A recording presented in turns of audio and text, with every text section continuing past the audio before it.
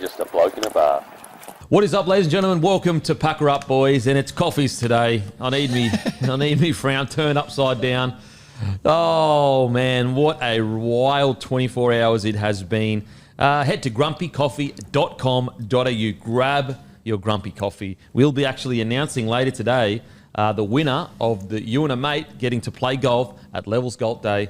So yeah, stay tuned for that, and also grab some grumpy coffee from grumpycoffee.com.au. We've got pods, which the Nespresso Originals shape. We've got 1 kilo bags, 250 gram kilo bags. Or you can, or you want as a coffee connoisseur, you're going to get it at grumpycoffee.com.au, and it's absolutely a beautiful coffee. Trust me on that, guys. So you want to give it a try. Sandor, how you been, brother? How are you, brother? Hey, normally I don't condone coffees this late in the afternoon, but look, if you're looking to kick on with the boys this afternoon and pack her up and keep the conversation flowing, a little bit of caffeine never hurt anyone. Never hurt anyone. Look, you got 6 hours. 6 hours per 100 grams, I think it is. So what's the day? What's the time? It's about 1 o'clock. So yeah, you'll be right. You'll be right. Get out of your but I got my grumpy package this week. Thank you for that. Very excited. I've actually infiltrated the cafe downstairs, so I've told them I'm going to come in and make my first coffee on their machine. They're all for it. Okay. So I'll break bread, get the beans grinded, and I'll let you know how I go. Nice. How you been, bruz? Yeah, I've been good, bro. Been a big week. Yeah, like I said last week, we dropped that animal fuel guide, so it's been cool. Obviously, a lot of lads from Bloke are keen to make a bit of a shift, lose a bit of extra kilos for summer. But yeah, just been deep into that and been trying to get back in the content game, actually, bro. Just trying to be consistent with posting content. It's tough, funny how you come back around. It is tough. It is tough, but it's good. If you're in the content game, you've essentially 24/7, you've got to be thinking about it because there's always moments you can grab stuff. Otherwise, when you I'll just think about it during these hours, it just doesn't work like that. And you know what it is, but the game's changed these days. Like, how many people do we follow that have massively increased their following or their brand or whatever they're doing? But these days, it just takes a little bit of prep. Like, you can go on and just do content, but what do I want to say? How do I got to engage you in the first 3 to 4 seconds, all this stuff, you know? So it's been good, bro. There's lots of things that I would like to inspire people or impart some wisdom and education, and content's just the best channel for that. So just trying to be consistent and get back in the game, bro. Speaking of inspired, he's back from Greece. Matty, what's doing? Mykonos, Matty. Yeah, no, not Mykonos. Sorry. It was a small island, Castellaruso. It was just spectacular from all angles. I was there for Courtney, my partner. Her mum got married. It was the most beautiful wedding. Obviously, it was in Greece, so it was pretty sick. And then went to Italy for a couple of days and jumped on a plane and got right back. Rome, yeah. Just we actually got a Vespa tour throughout the whole city, like a 3.5 hour tour where two guys just take you around. And what you said on the back of their little moped things? Yep, sat on the back of the mopeds. They take you to all his voice. He reckons. Yeah, that all sounds nice. It does sound like it was a bender in Europe. He reckons he's not crook. Yeah, I may. You know what? Yesterday I was convinced I wasn't, but I've changed my tune a little bit. Seriously. Anyway, Vespa tour. They take you to all the main sites, tell you about the history and stuff. So, you could spend weeks and weeks there and still learn stuff. But I got my fix in 2 days, which is good. Speaking of Rome, you seen Gladiator 2's coming out? Hate it. Oh, hate it. The trailer looks terrible in my opinion. The trailer doesn't look great, but I'm still excited. I'm optimistic. I'm optimistic. Come on, bros. You know what's gonna. Come on. Did Gladiator? I'm riding off the coattails of Gladiator 1. Do you really think that needed a sequel?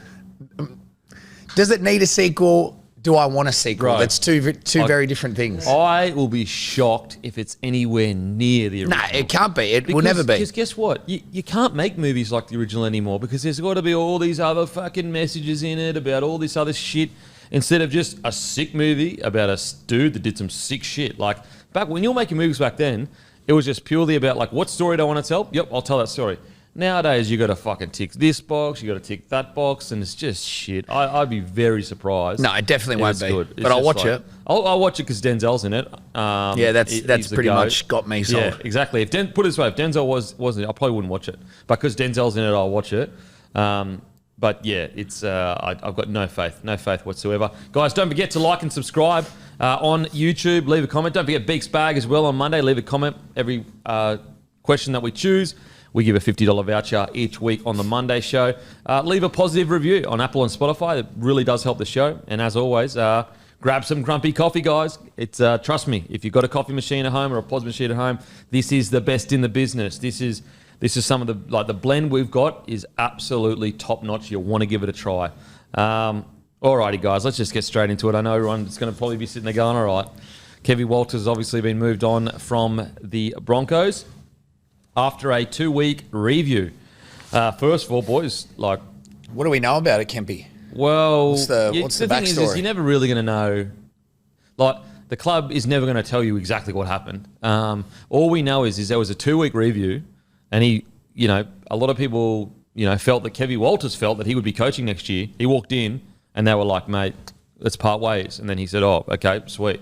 Wow. Which would suggest they've learnt something in that 2 weeks. I don't know what they've learnt, but they've learnt something, which, that's why they've parted ways with him. But boys, was it a shock to you guys? It was a shock to me. 100%. Do you think it was a preset agenda that's the direction they wanted to head in, or based on the review, there was a clash and the future just didn't align?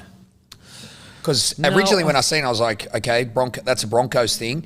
And then now towards the back end, it kind of felt like, I don't know whether this was just the way it was portrayed, but Kevy was kind of like, I need to exit. Well, no, I don't think so. Well, look, Peter Bedell, he's come out and said it's the Broncos that made the move. But what I think has probably happened is Broncos have done a review. The feedback they've gotten said, geez, like, that's not good feedback of what we hoped we were going to hear. And then they may have said to Kevy, like, mate, it's time we part ways. And then Kevy, being, a club legend that doesn't want to put the club into disrepute, doesn't want to create dramas, has gone, you know what, the best thing for it. Because I'll tell you this right now. Whether you think Kevy is a good or bad coach, no man loves the club more than Kevin Walters. Yep. So regardless of whether you think he was great, took him to a grand final, they were a wooden spoon when he arrived, he won all the grand final, or you felt, they'd only made finals one time in 4 years. Wherever you felt on that spectrum, what I can guarantee you is that he loved the club more than anyone. And so when they that's a fact. This is speculation.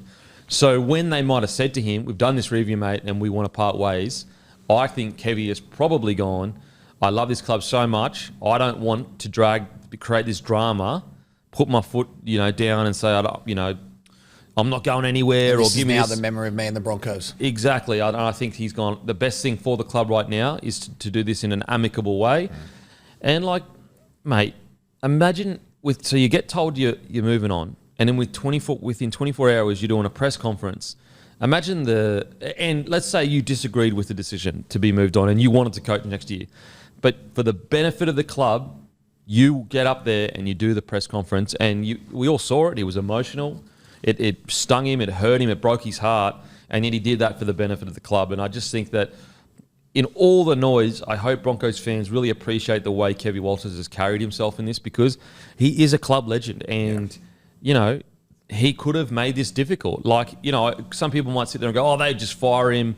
They can just fire him and pay him out and see you later. Yeah, it's not that simple. Like, you don't just, like, he's a club legend. So he could have made this a lot harder for everyone. So within 24 hours, he's doing press conferences, saying thank you to the club. And, like, so outwardly appearing, it looks like it's a mutual decision. Like, that is the best thing for the club, where I'm sure if he was selfish, there's plenty of other things he could do, plenty of other ways it could have been handled. So I hope Kevin gets the appreciation he deserves, because I feel like he's handled himself with grace and integrity and put the club first rather than his own feelings. Because I'm sure he's sitting there going, hang on a sec, I had a bunch of injuries last year. I've got a young squad. Barely any of my spine was on the field last year, all that kind of stuff. There's plenty of things he could have said. Didn't say none of that. He said thank you to the club, and he gracefully moved on. So I hope he gets the appreciation he deserves. And that's how you handle yourself as a professional, and that's how much he loves the club. He almost loves the club more than himself, which is a credit to him. Yeah, hats off to him. I mean, even the way he's carried himself through Origin and Brisbane, it's always been with great honour. I think he came in at a great time where I think the club needed a legend or a presence. I do think moving forward, this is with no context, just my genuine opinion, maybe a more tactical, systemised approach is what the Broncos are looking for to take them into that next step. But then what gets me is, and you might have felt like this, there's this coach merry-go-round where coaches that get tossed up have either been at 2 clubs before, hasn't really worked out. And that I never understand that really. Like, you're in a coach and then you're in the system and you just sort of rotate your way around. That for me feels weird. And I'm not saying there's an abundance of coaches, but like, that's always been weird to me. Like, you went to a club for whatever reason, there could be heaps of reasons, it didn't quite work out, but then your next cab off the rank for the next club to be their head coach. So I don't know what the solution is, if it's going to be a better one or not, but yeah, you're right. The way Kevy handled himself, he's a club legend. Absolutely. Matty, what are your thoughts, mate, about the... Yeah, so my initial reaction was I was completely shocked. Didn't expect it. I actually, when I read the post, thought it was a joke post. I'm not kidding. I was like, I thought they would have given him, at least half a season next year. But the more I think about it, you look at South this year and they gave Demetrio, 8 weeks? And it didn't work and the whole season was basically ruined. And Demetrio had every right to stay. I'm not saying anything against Demetrio.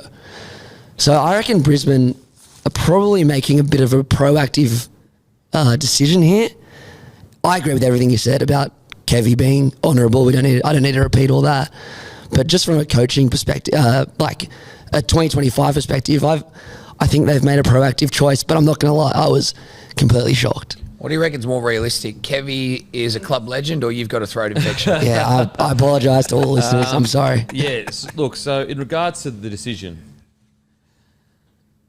I was of the mind where I felt, this year there was enough reasons to go, okay, he had enough reasons why it didn't work with all the injuries. However, I still felt we should have finished higher. But if you needed to find excuses, there were excuses there. And so I was, a lot of people were like, he shouldn't be under pressure at all. But I if you listen to the podcast, I was pretty clear, everyone's under pressure. Yeah.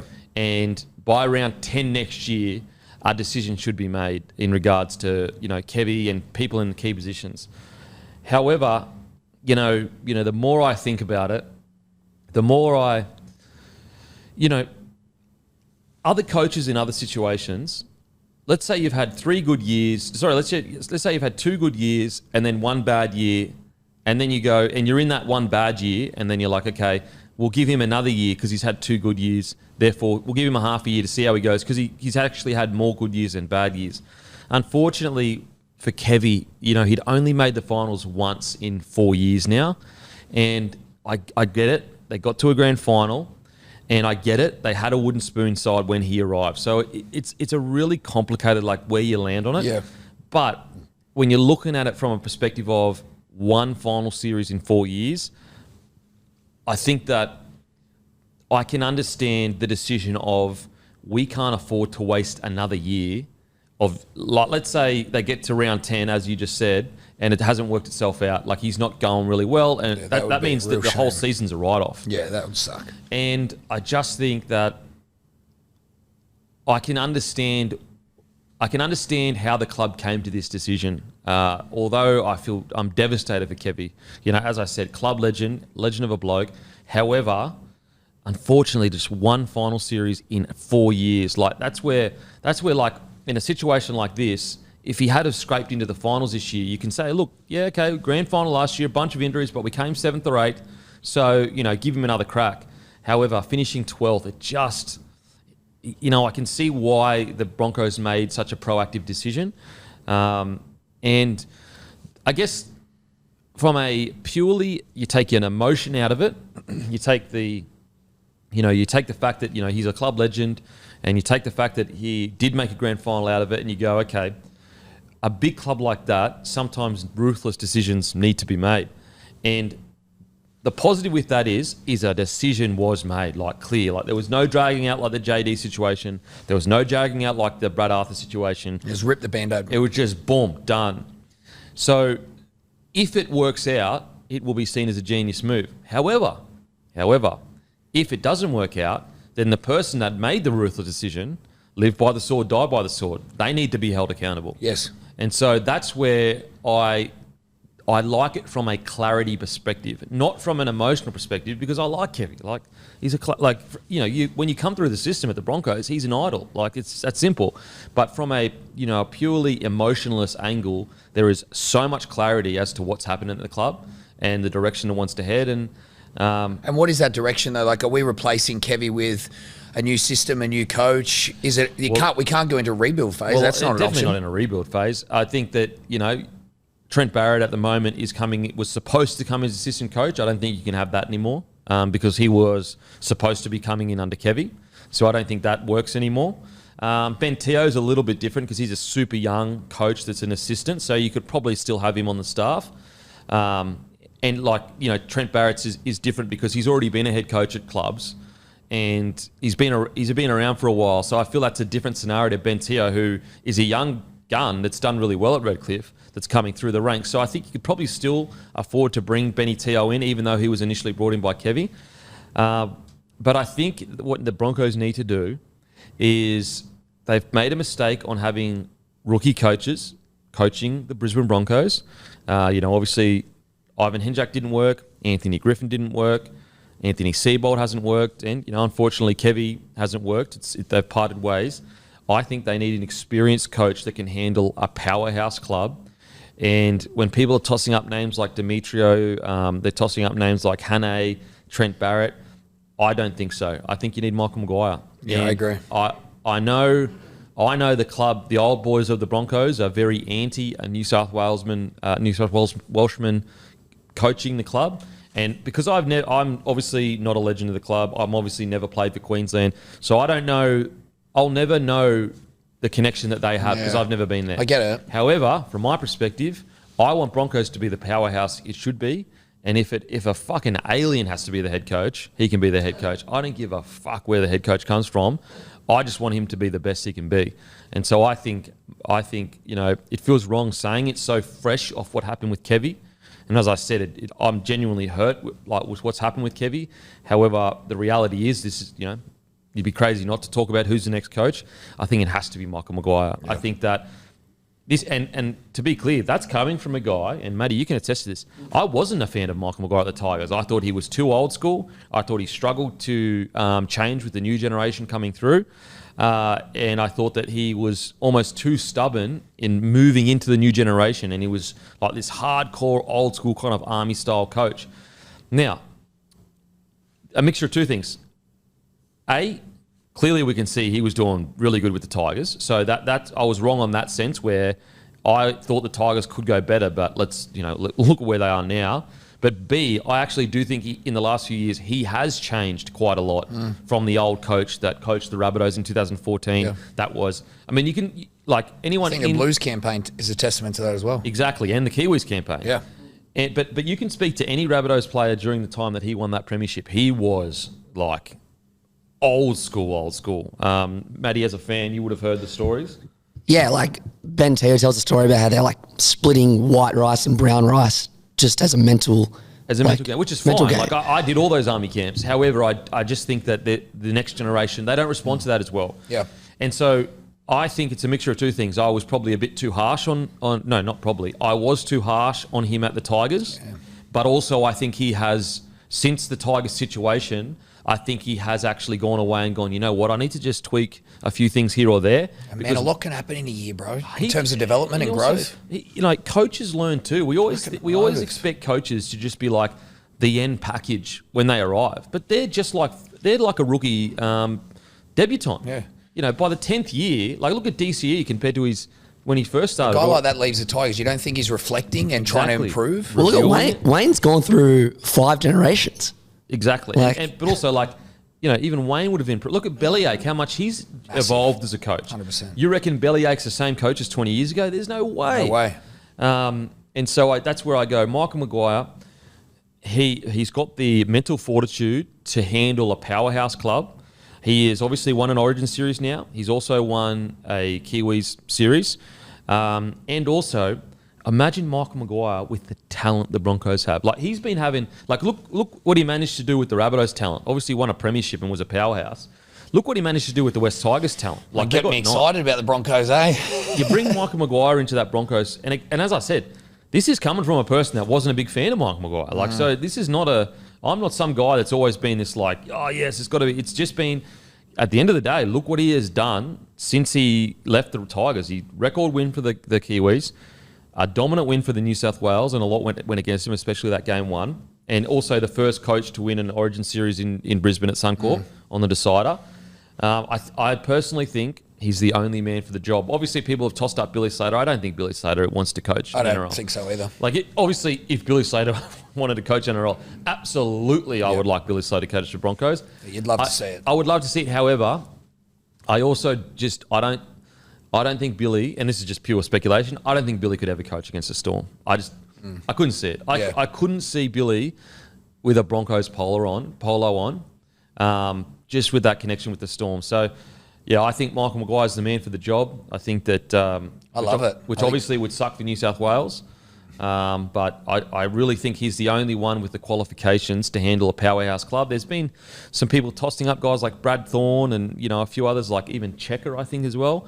But I think the only person for the job is Michael Maguire. Anyone else, all those other rookie coaches, and it's no disrespect to them, but I just don't think they're equipped to handle a powerhouse club like the Brisbane Broncos. I don't know if there's anyone on the list at the moment that comes in with the respect and the presence that we know Maguire would demand. Yep. And I honestly do believe that he does have a formidable strategy and system that he could implement with a cracker roster. Look what he did with the New South Wales Blues. He 100%. was very, very specific about the way he wanted to play, and he played like that. So, yeah, as I said, I still, like, even talking about it, it feels wrong because I just feel for Kevy.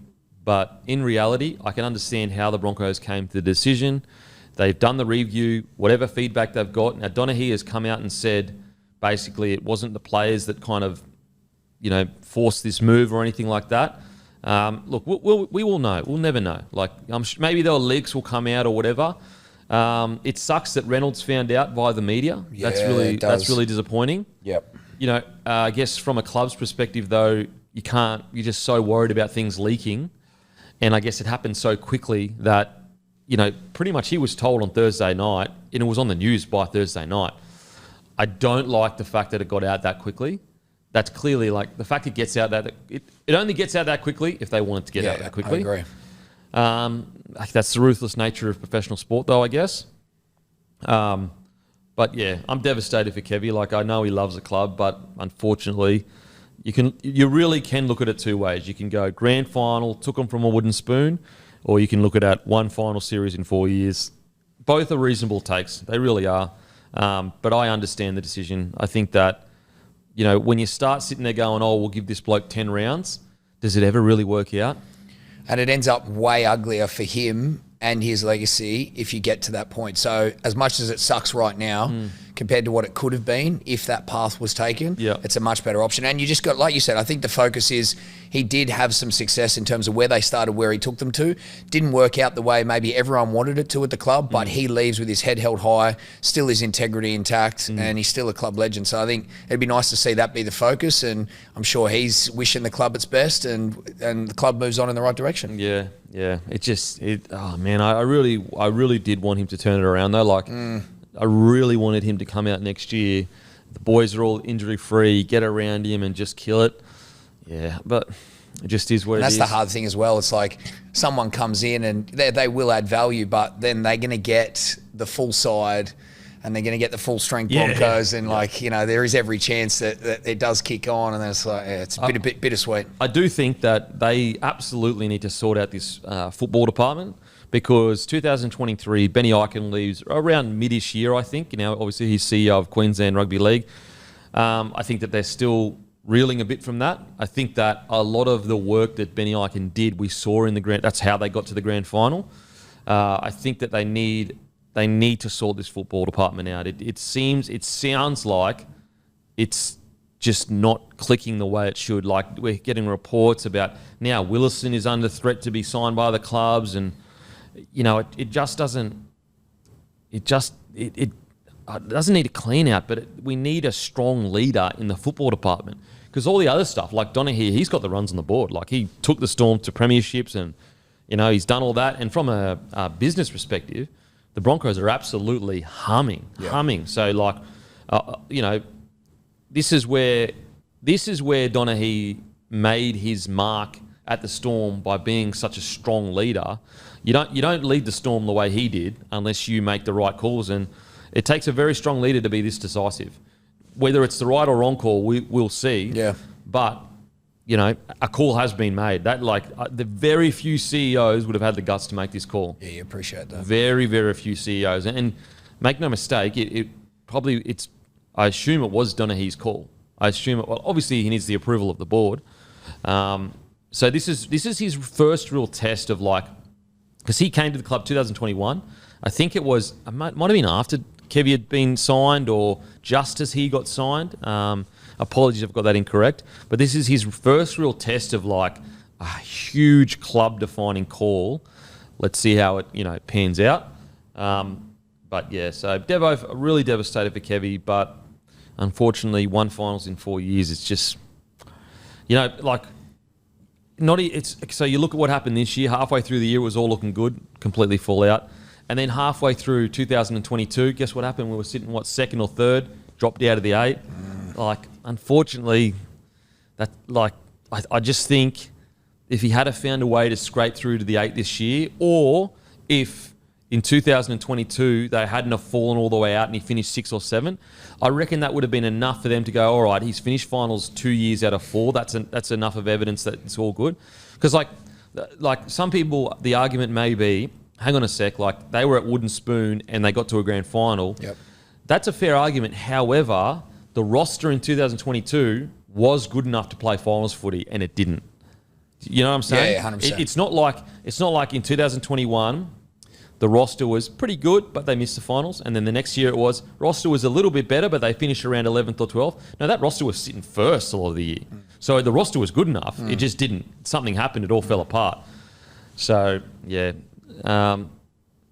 Just it is what it is. But I feel like, if I had to make a call right now, I do think Michael Maguire is the only man for the job. And I know the old boys disagree with that. I know Gordy's already said that New South Welshman shouldn't be it. I know Shane Webke's already come out and said absolutely not. Yeah, wow. I know those guys would be devastated with the situation, and Gordy being mates with Kevy and obviously Webke, legend of the club as well, that's also close with Kevy. They'd be both frustrated with the decision, but respectfully, I disagree. I think we need the best man for the job, and I don't care where he's from. And that may be my lack of connection to being a legend of the club and not understanding the depths of clearly I don't understand the depths of that. But in my opinion, I'm trying to win. I want more. In my lifetime, I believe the Broncos should always be a powerhouse club because that's how highly I regard them.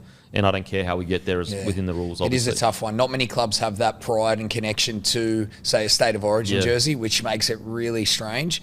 But I'm with you. I think he is by far the best option. And ultimately, the Broncos' success should be the priority. Yeah, I understand the whole Queensland thing to a degree. Obviously not as much as them, but boys, I just feel best man for the job. Best man for the job. Wayne Bennett was coaching bloody New Zealand. So I'm sure Wayne Bennett, if he's willing to coach New Zealand, the clubs. You wouldn't say no to Bellamy. Oh, but what I'm saying is Wayne Bennett, he was the coach of the Broncos. Obviously, he's a Queenslander, but he went and coached New Zealand. So he clearly the biggest legend of the Broncos in Broncos history, Wayne Bennett. If his mindset is doesn't matter where you're from, it's the best man for the job. I think Wayne was assistant at New Zealand and coach of England. Yep. So and he's he's pretty much built the Broncos. Well, would Broncos sign Bellamy? Did they not try to? They tried to, but Bellyache's not going anywhere. But that's what I mean. He's a New South Wales coach.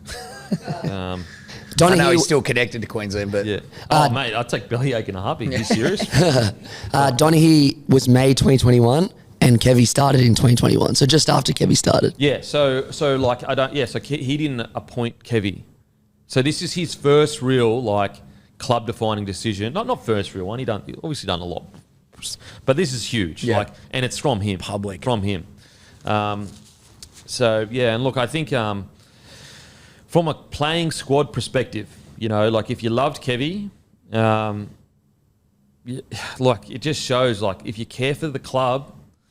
Some of those performances during the year, this is what can happen. You've just had, if you do love Kevy, like a lot of the players say they do, you've just lost Kevy because of some of the performances that, unfortunately, the playing group put on. this is what can happen. This is what can happen. So hopefully, if you love the club, you can never let this happen again. It's within your power to never, like, you know, like imagine the Melbourne Storm players, if they ever felt bellyache was on the chopping block, how hard they'd play for it. They'd go out there and die for it. Yeah, it's a great point. And so if you love the club, which they do, like Reese's taken unders, Paddy's taken unders, Haas they do. They're showing with their actions they do. Just when it comes to re-signing with the club. But this is even more of a, you know, reminder. This is the ramifications of a poor year. Like, this is what can happen of a poor few, like, you know, in grand final, but outside of that, poor few years. So the roster's there. There's been reports about Walsh and Mam under investigation for an incident in Bali. Someone tried to take a selfie with Walsh, and Mam allegedly took this person's phone away. Look, I don't know what happened, but... Bali strikes again. Yeah. Look, someone tried to take a selfie. Yeah. I'm sure there was a little bit more that went on than just a polite person walking up going, "Excuse me, mate, is it all right if I just get a selfie?" I'm saying that, though, maybe I'm wrong. Maybe the boys just randomly were like, "Fuck this guy." And like, yeah, what a nothing thing. Jesus. Anyway, we'll see. Look, maybe there's more to the story, and if there is, obviously I'll come out here and, you know, talk about it. Don't forget, Braden Trindle is our hungriest player. Use code Trindle for $7 off the Burger Cuisine. Minimum spend $20, and also KO. Watch both preliminary finals this weekend on KO. Alrighty, the NRL give Ponga a deadline to change his stance on the Kangaroo snub. Yesterday, it reported that the NRL gave Ponga the Knights until 4 p.m. that day to change his stance on being eligible for Australia in the Pacific Championship. They've now been granted an extension to today. The NRL wrote to Knights on Wednesday outlining the club and Ponga's requirements for players to make themselves available for the Kangaroos. The fact that the Knights have publicly supported Ponga for what the NRL are saying is a breaking of the rules is what has led to the club facing potential sanctions. Wow. Oh, man. So my understanding is there are some people at the Knights that said don't put any statements out, ring Mal, and then that wasn't listened to or whatever. What a disaster. Shit show. I cannot believe, like, whether you, look, I'm of the mind of, like, an individual can make whatever decision he wants to make. Like, if he doesn't want to play for Australia, that's KP's decision. But, jeez, surely the people around him help KP so that this doesn't turn into a drama. Just communicate with NRL and the ARL and Mal. Give him a call and this could all be avoided. I just, for the life of me, cannot believe older people around KP didn't help him in this situation. Like, that's what they get paid for. It's such a letdown. Like, what? Like, that's why KP pays people around him to avoid these situations. That's like, I just don't get it. Don't understand.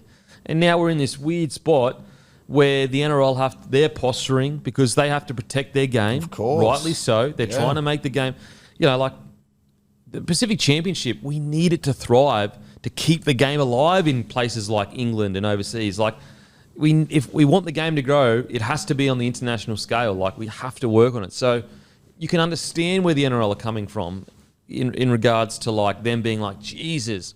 Now, I definitely hope he doesn't get sanctioned or punished for it or whatever, but far out, this could have been avoided. Jeez. It's such a shame, obviously, for whatever reason. And it's obvious, you know, he's got some loyalty to the club and he really wants to set himself up for a good year. But the way the club handled it in parallel, it's just, I don't understand how it got to that point. Like, just sit him, like, why couldn't, like, I don't know how the club released that statement when they should have just sat him down and gone, mate, can you just give us 24 hours?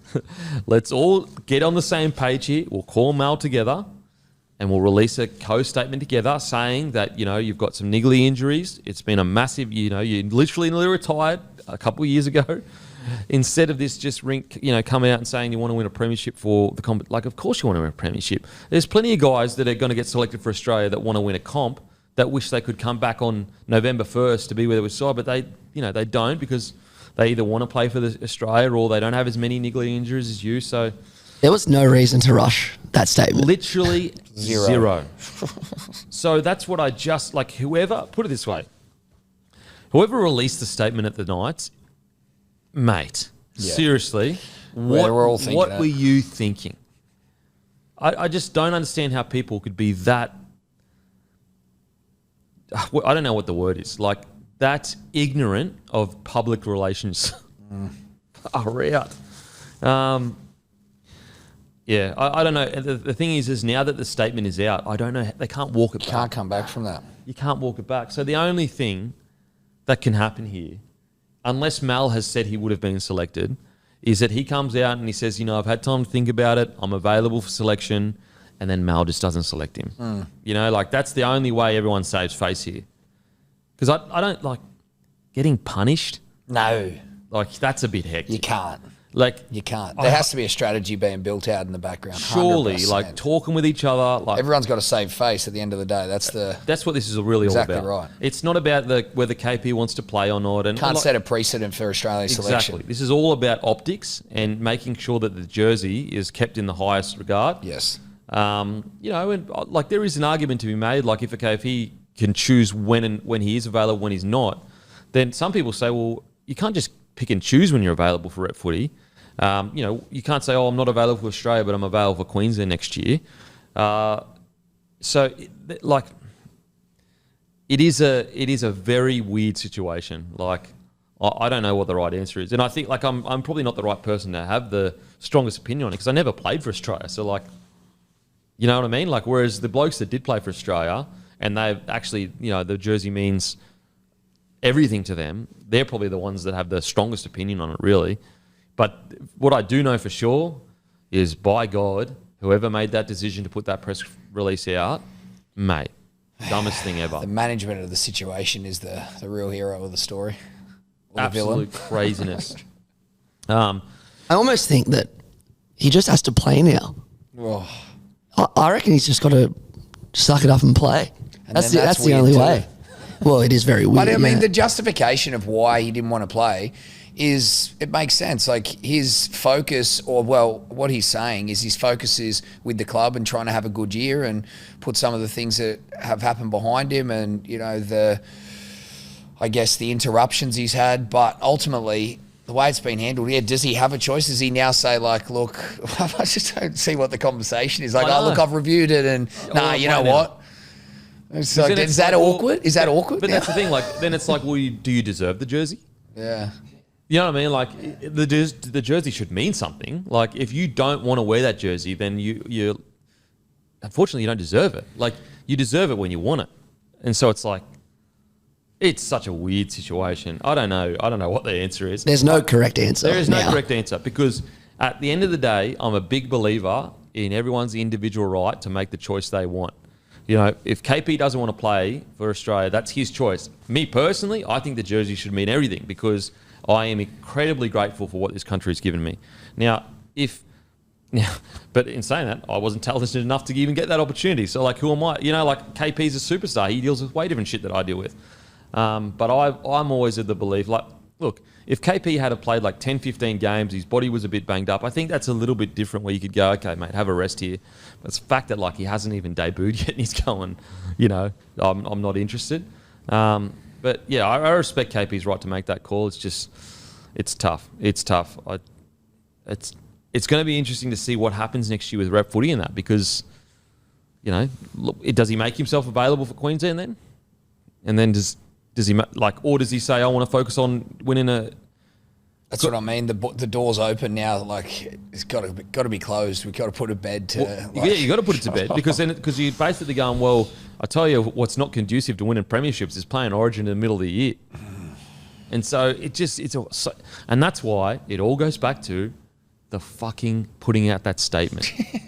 You know what I'm saying? Because it does, though. Because everyone is going to hold that against KP now. Like, and KP's a footy player. He doesn't have a degree in PR and marketing. He doesn't get paid to like handle PR. And so that's why it's not his responsibility to handle the messaging of a statement.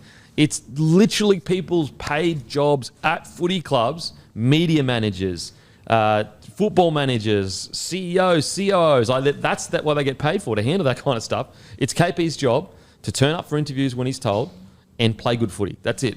That's his job description. Now, you could say his job is also to make himself available.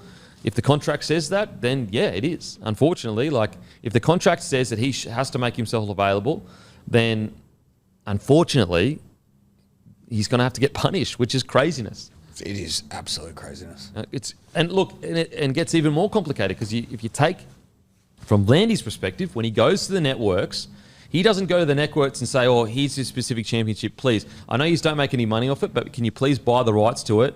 And well, by the way, a few of our superstars, they might just go, "Nah, not interested." No, he goes, "Our best players are playing here, and that's why you want to purchase it." And so the problem as well is a precedent that could set. There could be other players that come out and go, "You know what? I'm a bit banged up, and I would rather be back in preseason November 1 so that I'm fully prepared for the season."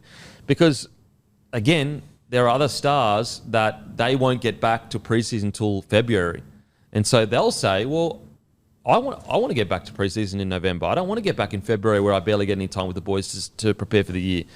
It is such a can of worms. There's going to have to be a conclusion. I personally hope it doesn't all fall on KP's back, but ultimately, someone's going to have to bear that responsibility, bro. And it won't be the NRL. In my opinion, he's been let down by the people around him. He really has. People get paid around him to handle these kind of situations for him, and if he doesn't want to make himself available for Australian jersey, that's 100% his right, and I respect it. But the people around him have absolutely let him down. This could have been avoided literally so easy, and it's now an absolute disaster. That unless it sounds harsh to put a punishment on it, but unless they do something about it, whether it's make him change his mind or whatever, it's going to set a precedent now. And other players might come out and go, "Nah, not going to do it." So, sucks. And also, just purely from a rugby league perspective and an Australian perspective, I wish he wanted to play for Australia. I wish he was that keen to represent our country because I love this country. And it's given me so much, but everyone's different. Everyone has a different view on things. The younger generation is a little bit different. They don't see, the same way we do. So, yeah, absolute disaster. Absolute disaster. All right, the reported Kangaroo squad. This is set to be called out after the grand final with injuries. There will be culls to the squad. And Ponga was included in this initial squad, which is, again, it's not the official squad, but so Cam Munster, Xavier Coates, Harry Grant, Nathan Cleary, Edwards, Yeo, Martin, Tedesco, Watson, Crichton, Collins, Robson, Cotter, Dearden, Murray, Nanai, Kiraz, who has been ruled out with an injury, Burton, DCE, Tom Trbojevic, who I assume will be ruled out with injury, Jake Trbojevic, Hamiso, Hudson Young, Benny Hunt, Zach Lomax, Staggs, Carrigan, Barnett, Moses, Best. I think Cleary and Munster, you can add that to the injury list. Injured list, yeah. Like Mitch Moses, for example, that's an interesting one, isn't it? Because he's literally been injured all year. Is he going to be sweet? I think so. I think he'll be good to go. I think Mal said to stay fit. Yeah, look, I like it. And just looking at, I'm stoked for Kiraz. I know people are a bit surprised with that, but he's been bloody good this year. He's been bloody good. Did I see Taulagi? No Taulagi. Jeez. That's surprising. I didn't notice that, yeah. Yeah, I thought Taulagi was bloody good this year. Xavier Coates. There's not many wingers. Like with Kiraz, Lomax. With Kiraz out, there's only two. Yeah, maybe they're probably thinking of putting Edwards on the wing. Ah, yeah, true. You got your Best, your Staggs in the centres, the Hammer. So it's probably going to be Hammer, Best in the centres, I'd say. Yeah, look, all looks good. Dearden could probably win that 6 jersey with Munster being out, which is cool. Yeah, geez, isn't our forward pack a bit light though? Sorry, our front row. You've basically got Lindsay Collins, Cotter. I wonder where Paddy Carrigan will probably play front row, won't he? Yeah, because they'll put Murray. Like you got Murray and Yeo. You got Murray and Yeo. Yeah, so you got Jake Trbojevic as well. Yeah, so Paddy will play in the front row. Yeah, all looks pretty bang on for what I would expect, I guess. Coates is probably a little bit of a surprise, being the fact that he's been injured, even though before he was injured, he was one of the best wingers in the competition. Kiraz, obviously that little bit of a surprise. However, I do think he deserves it. I think he's been great this year. Nanai, that's interesting. Yeah, I think He so. actually, he got taken from the field at the Cowboys game last game. But yeah, no Fafita. Okay. That's kind of what you'd expect, isn't it? Yeah, stoked for Mitch Barnett. He definitely deserves it. Yeah, that's definitely massive. deserves it. Hudson Young, I'm stoked for him too. But yeah, we'll see what culls are made. Matty Burton, I'm stoked for him as well. We'll see what culls are made. I wonder whether does Burton sneak into that 6 role instead of Dearden? That's going to be interesting. Yeah. And where does Reece Robson land with Harry Grant? Do you carry 2 hookers because Harry Grant will start? Yeah, cool. Hunt's in there as well, isn't he? Sorry? Hunt? Is he? No. No. I love that Din's in there. I hope he. Yeah, I agree. Hope he gets a debut. I think it's a no-brainer. Yeah, I love that Dearden's in there as well.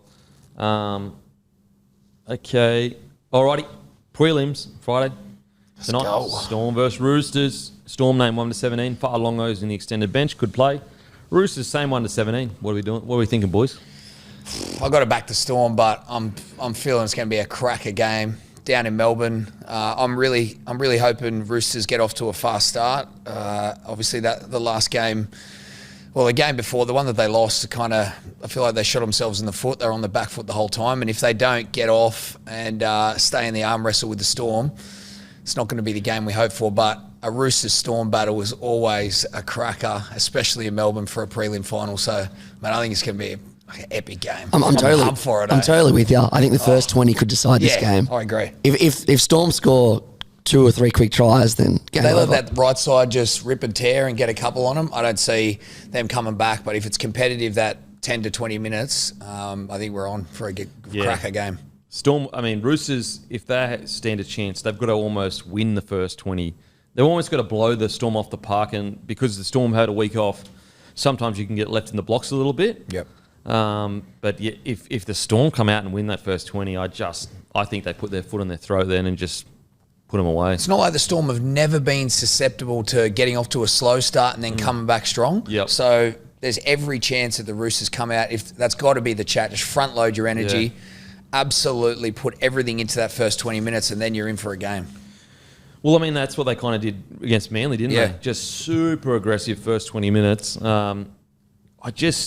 The closer I get to the game, the more I'm just like, what? Storm's defensive systems, like even if the Roosters do get down to their line, they're just too good in defence. Like the only way the Roosters win, in my opinion, is if they are just rolling down the field and they're basically falling over the line. If they're getting down to the Storm's line and it's like, their play the ball speed is okay, I just think the Storm's defensive systems are too good. And I don't think that the Roosters halves have been playing together long enough to have good ball to strip the Storm of numbers that often. And the Storm 7-6-9-1, it's just stupid. If the back three of the Roosters don't have the best game of their year and do what we know they're capable of in terms of yardage, there's no chance. If they shut down Young and Tupou, you're pretty much done because then the whole set's screwed. And Young has been susceptible because he's a younger, taller body. If you get underneath him and win that first contact, he sometimes does get dominated a little bit. Storm have already identified that and they're going to be going for it. Whereas Tupou, he knows how to handle that. Like in a lot of big games, Tupou, where Young gets a little bit dominated, Tupou still ends up running for 150 metres because he's a veteran. He gets it. Been there, done it. And so I wonder whether they target Young. 100%. I think they'll target him because Young has a tendency to have some barriers, like if you just put pressure. And so I think we're going to find him getting bombs constantly to him because there'll be coats on him, won't it? Yep. You can't tell me that's not a tactic. That's coming all day. That's day. all day. Big bombs, strong kick chases to try and get him off his There's no game. more pressure than a prelim final with the Storm. And the funny thing is, you can kick to Tupou too because he's proven in the final against Panthers, he dropped a couple. But I reckon they're going to try and just squeeze the life out of Young. I agree. Just make him crack. Yep. Hopefully he doesn't because I love Young as a player. But if there's one target in that back line, I'm trying to see if they're going to handle it. It's Young in his first prelim. This will be first prelim? First prelim. Yeah. Because he played in the Knights' second elimination final, but not the prelim. Yeah, so I'd be just putting a lot of pressure on Sandor Smith. I'd just be shooting at the line as much as I could. As soon as he touches the ball, just landing on him. Every single time, just landing on him and just getting in his face. If I'm Roosters, you just got to win the battle. Like, you've just got to win the battle in the middle and slow the balls down. If I'm the Roosters, I would genuinely be trying to, I would want the game as slow as possible. Yeah, you have to. They got to do something. Because if you're trying to play up tempo, like as in them up tempo, they'll beat you every day of the week with Harry Grant, Pappenhausen, Munster and Hughes. Storm's roll on and play the ball speed at the moment is off its head. Yeah. So I'm literally also a lot of the ball out of play, a lot of rest for my big boys. Like, I would want the game to be as grindy and slow as possible. Now, you might go, well, hang on a sec, you just said you want the Roosters to win the contact and have fast play the ball sooner. Yeah, that's when they got the ball. But what I want to do is I want to have a crazy set where I roll them all the way down the field, and then I want to have a stop in play to give my big boys rest, and then shoot off the line and dominate. Whereas if I'm the Storm, I want ball in play for as long as possible. You want to roll on, just suffocate them. Exactly. But the Roosters, you want high intensity, high impact, high speed, but disruption in the flow of the game. No rhythm. Yeah, couldn't agree more. No rhythm in the game. Whereas Storm, you want the ball in play as long as possible because those big Roosters forwards, they will fatigue. Yeah. They will fatigue. So, mate, I can't wait. What a cracking game. Holy. Mate. Okay, Panthers v Sharks. Look, yeah. I feel a bit for the Sharks because I just can't see it, unfortunately. No. And it feels really unfair when you're going into a clash where, anyone can win. Like, it's a rugby league game. Both teams are human. But unfortunately, I just don't think they have the roster yet to go with a Penrith Panthers in finals footy. They just don't have the roster at the moment. I don't think the Sharks have enough, but I also don't see Penrith playing bad enough to give up this game. Yeah. Like, they'd have to play pretty poorly. Pretty poor. Because they are such a juggernaut that... They're on another level in terms of the systemised approach and the way that they go through games. Like you said, bro, they would have to play so bad. Like, they'd have to complete at 65%. And even then, their defence is so good, I'd probably back them to defend. I just think that the Sharks are a year or two away from having a roster to compete with Penrith Panthers. Because, you look at that roster, out of all of the rosters left in finals footy, I've said it a couple of times now, but they're the only roster to have no starting Origin players. And also, you would probably say on paper that's the most inexperienced kind of roster. And, they don't have the big names like other teams do. So, yeah, I see a Panthers in a grand final, and we're looking at one of the greatest, if not, we're looking at the greatest side of all time. There are other teams that I could go, in a one-off game, 2017 Storm, could they beat a Panther side? Maybe. But when it comes to what we actually look at in a team, which is how over a full season, consistency over year, it's the greatest team ever assembled. It really is, in my opinion. Yeah, it's hard to argue. As I said, you could take the 2017 Storm side and they could probably beat them in a grand final because they have immortals in their side. But even that 2017 Storm side, they didn't win back-to-back premierships. They weren't in 5 grand finals in a row. And so, any team could beat any team in a one-off game, but it's a lot more complicated question than that. Who is the greatest team of all time? Consistency matters. Yeah. And dominance over a long period of time, that matters as well, not just a one-off game. And that's where I just go, Penrith's greatest team of all time. Yeah. And throughout that tenure, the elite players have been ultra consistent, like you said. They've brought up players through that period who have excelled. They've lost players. None of them were Origin players. The current crop, not a single one was an Origin player when Ivan Cleary came back to the club. That's crazy. That's crazy. Mental. That's why it just, even though we give him so many raps, but it's not enough because he didn't come in and take over a side with a bunch of Origin players. He literally took a side that missed the 8, had no Origin players. Created a dynasty. Matter of fact, it had Origin players, but I think he moved them on, and then he's got a dynasty now. It's just mental. It's wild. All right, boys, I'll go check. What's going on? What's going on? What is going on? What's on Matty, what do you got? Greece? I'm still, Italy? I'm getting all these Italian recommendations after I've freaking come home. Very annoying, but yeah, that's all me at the moment. I'm still all Euro. What about you, boys? What about you, Sandor? Mate, I think I'm still I'm a little bit sports heavy. I'm just been been on the UFC dump this week, and then Pereira's fighting. He's just brought Strickland into camp. Oh yeah. The madman. So he's actually fighting in Utah. So he's back in the altitude. One thing I did see, which I thought was cool, he's fighting that Khalil Roundtree. I don't know if you've seen him too much. He's a banger. Between the two of them in their UFC fights, they've attempted one takedown. This is gonna be no way fucking brawl, brother. No way.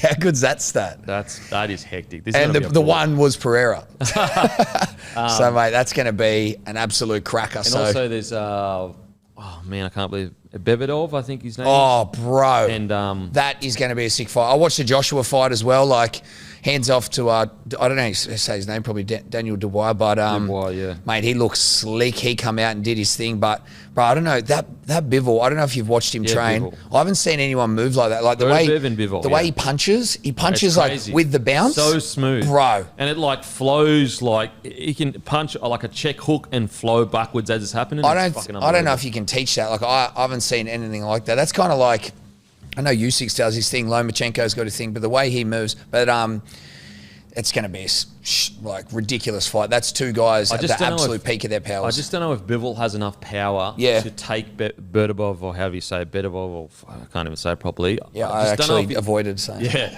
I don't know if he has the power to get rid of him. That's my concern with Bivol. Yeah, if it goes the distance, I reckon Bivol gets it done, but you don't want to get hit by our man Bivy. You don't. No, because but Bivol, I think he got a finish in around 6 or 7 last fight, but he wasn't fighting that high of a standard. Yeah. And even Canelo, I know Canelo's got a fucking chin of granite, but didn't really bully. He didn't rock Canelo. Canelo's a much smaller man. He's a volume puncher, isn't he? Yeah, he's more of a points kind of fighter to a degree. Like, he's got finishes. It's wild though. Like, you'll throw a combo and then he's back with 4 or 5. Yeah, I know.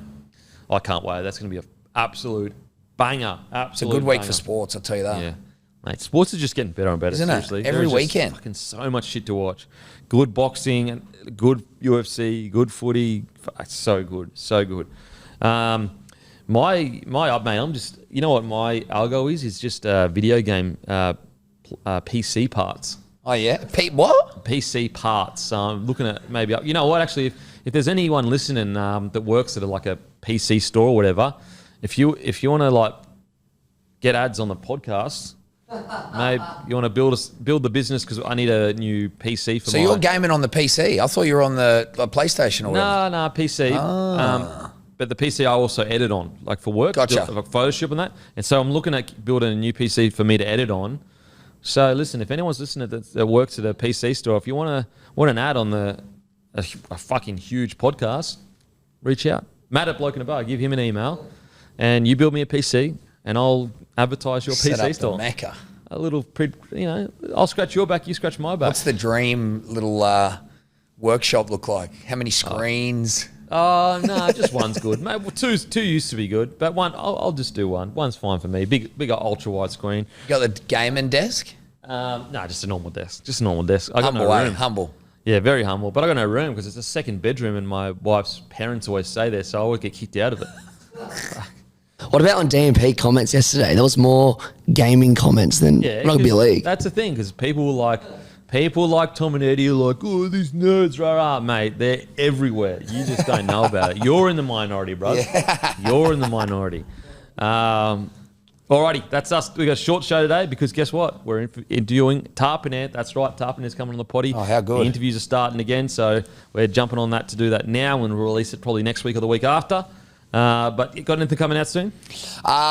You know what? We are rolling on from some of the good work that we've done and the free guide. We are going to drop our first challenge in October, so I'm looking forward to that.